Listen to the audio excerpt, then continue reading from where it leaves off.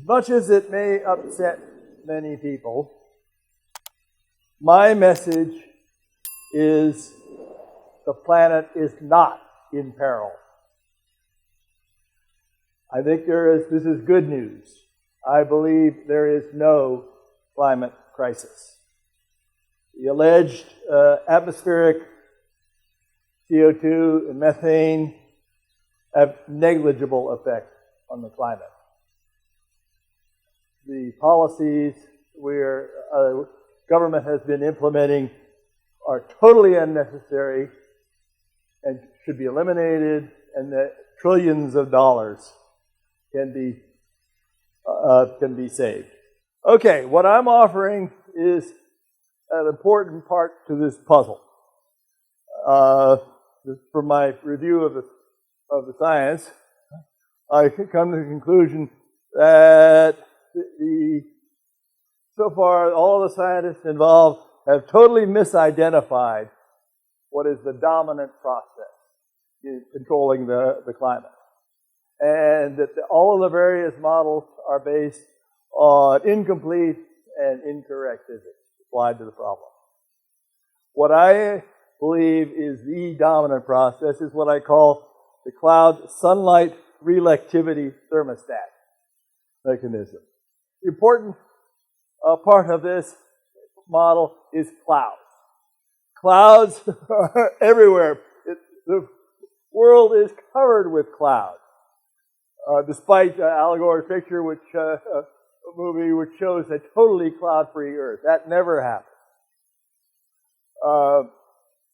Okay, I'll show you in a minute, coming up next, so any number of photos taken from satellite views of the Earth. And there you will see land masses that are kind of browns and greens on them, which are deserts, foliage. They reflect about 20% of the sunlight that hits them.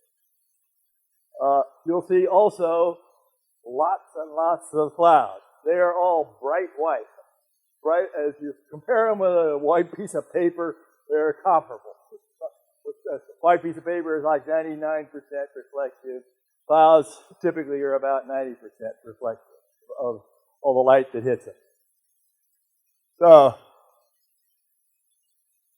and the variability of cloud cover is enormous. You can't see any ice. Sun's point of view, all the ice is up in the polar regions, and half of them are in total darkness anyway. And you can't see any buildings, so these silly proposals to paint roofs white are totally absurd. Okay, here's this top left, you will probably recognize as the astronaut's Earthrise photograph. Okay, these are all pictures of Africa, taken with various degrees of cloud cover. Okay, here's the United States and Australia with modest amounts of cloud cover. There's the Pacific Ocean, lots and lots of clouds. Okay, what are some important features of clouds? They are all bright white, especially when you view them directly from the direction of the sun. The sun light gets 90% of its light reflected. The far sides are gray. Just take a look at clouds. Look, where's the sun? Where you'll see the gray side is opposite the sun. You'll stand on a hill or look down from an airplane. You watch clouds coming over. Look down, and they're really dark shadows. A very sharply defined shadow. You'll also notice some days there are lots of clouds, some days there are very few clouds. The variability is very high. It's bigger over land than it is over the ocean. You'll also notice, if you try reading a book indoors on a dark, overcast day, you can't. It's too dark. Why not? Where'd all that sunlight go? Sunlight hit the tops of the clouds and got reflected back out into space. It no longer heats the Earth. It represents a huge change in the power input from sunlight to the Earth. Another observation. 2/3 of the Earth, look at a globe, 2/3 of the Earth is ocean. The Pacific Ocean alone is half the Earth. Okay, I'll show you in a minute satellite data finally published in 2013 by King and his collaborators show the average cloud cover for the whole Earth is 67%. About 50% over land and 75% over the ocean. And you'll notice, if you live, at least on the West Coast, it's pretty obvious, the clouds from the Pacific Ocean typically are blown onto the North American continent, West Coast, and so the 75% cloud cover drops very quickly to 50%. So the clouds are dumping all their water out, dissipating as they move from the Pacific Ocean onto the North American continent.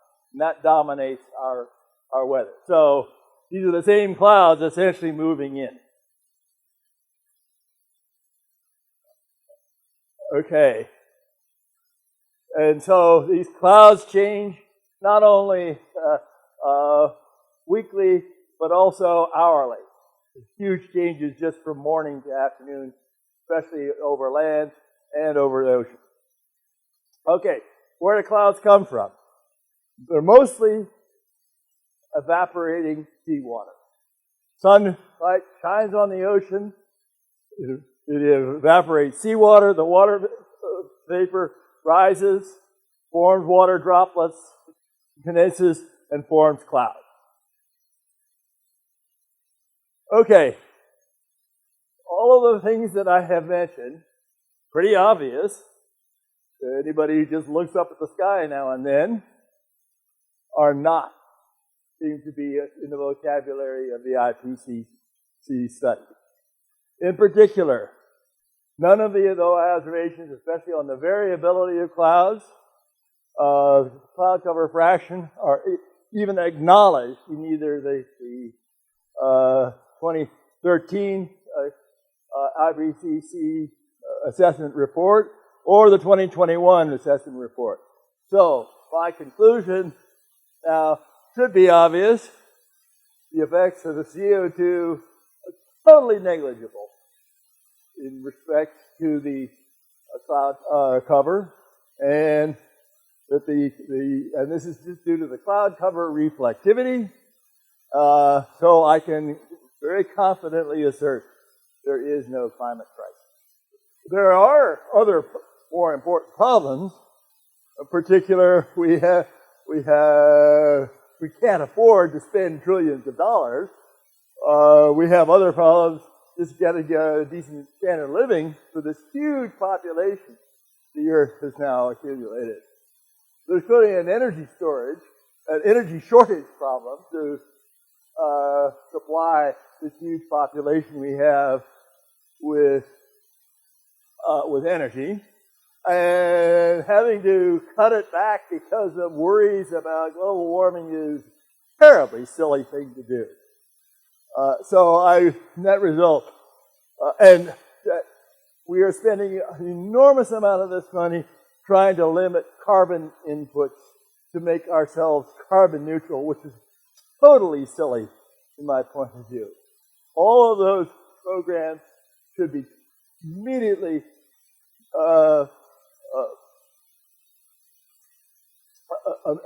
eliminated. And so I will close with a comment which was made by Senator Everett Dirksen back in 1969. He was worried about the spending on the Vietnam War and in space. He said, $1 billion here, $1 billion there, and pretty soon you're talking real money. Now, with inflation, it's $1 trillion here, $1 trillion there. Pretty soon you're talking about real money. Whether or not, yeah, sure, the atmospheric CO2 is undoubtedly rising. The so-called Keeling curve is probably quite correct. I have no dispute about that. Whether or not that CO2 is man-made, some of it may be. I don't know. I wouldn't be surprised. Probably true. So what? It doesn't matter. It is not in control of our climate.